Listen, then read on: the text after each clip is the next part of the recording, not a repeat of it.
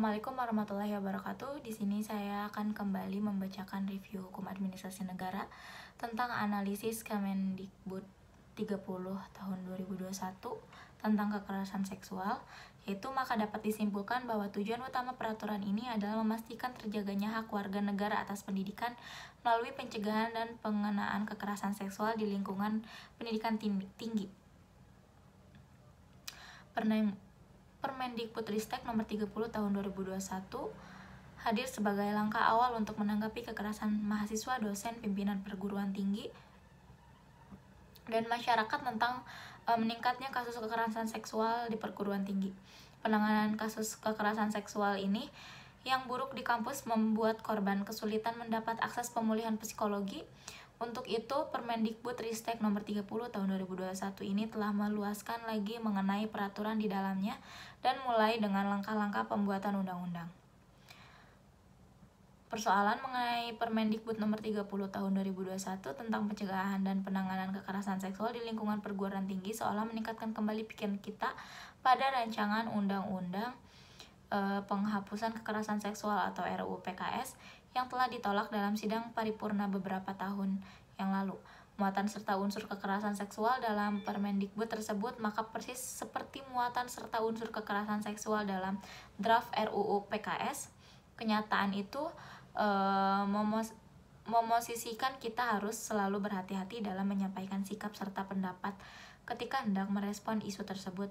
Persoalannya ketika penolakan merupakan kata pertama dalam sikap atau pendapat kita, maka sudah otomatis kita akan distigma atau dicap habis-habisan sebagai orang yang kaum yang pro terhadap kekerasan seksual, maupun sebetulnya bukan itu maksud dan tujuan kita.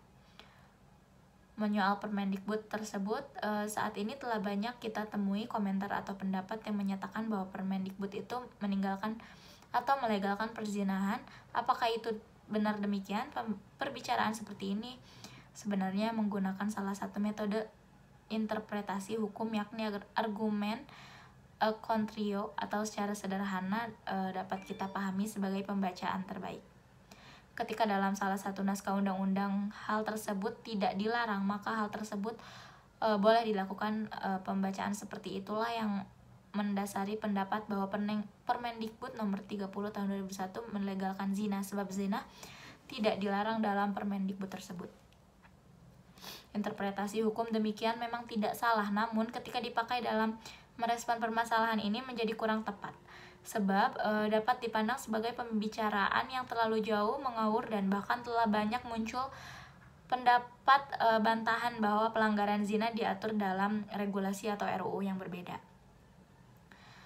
Permasalahan yang perlu disoroti bersama dalam Permendikbud nomor 30 tahun 2021 adalah persoalan political will berbentuk Permendikbud nomor 30 tahun 2021 hanya untuk kepentingan segelintir pihak, bukan untuk benar-benar melawan pelaku atau tindak kekerasan seksual yang saat ini banyak terjadi di negara kita.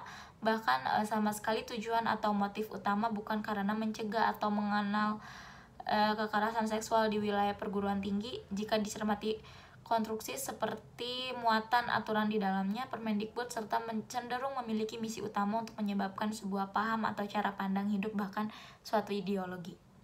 Beberapa alasan atau argumentasi untuk menguatkan pendapat tersebut, diantaranya pembentukan aturan di wilayah kampus mengenai pencegahan dan penanganan kekerasan seksual tidak selaras dan dengan data atau fakta di lapangan bahwa kekerasan seksual sering terjadi di wilayah privat atau personal.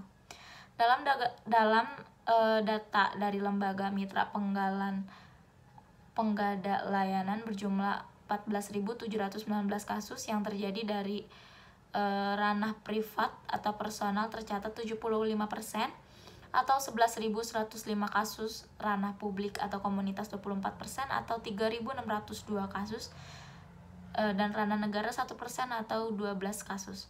Dari data Pengadilan Agama sejumlah 4.201.752 kasus di antara kekerasan terhadap istri yang merupakan penyebab perceraian. Tahun 2021, catatan tahun kekerasan terhadap perempuan tahun 2020 juga menyatakan bahwa hal demikian serupa, bahwa angka kekerasan seksual terhadap perempuan banyak terjadi di wilayah persoalan atau privat atau KDRT dibandingkan di wilayah komunitas. Dari sisi sini, sekilas kita sudah dapat membaca bahwa pembentukan Permendikbud nomor 30 tahun 2021 bukan untuk melawan tindakan atau perbuatan kekerasan seksual bagi terjadi di negara kita, sebab memang benar adanya kegiatan kuat untuk melawan langkah tindakan atau perbuatan kekerasan seksual. Langkah implementatifnya harus mengikuti fakta-fakta data. Konstruksi muatan Permendikbud nomor 30 tahun 2021 cenderung pada pencegahan melalui pembelajaran bercerdaskan prinsip kesetaraan gender. Setiap perguruan tinggi wajib memberikan pelajaran dengan menggunakan modul pencegahan dan penanganan kekerasan seksual dari kementerian. Selanjutnya, dari beberapa argumentasi itu, dalil di atas sudah dapat dipastikan pada intinya eksistensi Permendikbud nomor 30 tahun 2021 bukanlah untuk para korban kekerasan seksual. Pendapat atau argumentasi ini bukan untuk memberikan atau membiarkan angka kekerasan seksual memberikan yang terjadi di perguruan tinggi, sebab semaraknya kejahatan seksual di negara kita merupakan tugas bersama seluruh elemen masyarakat.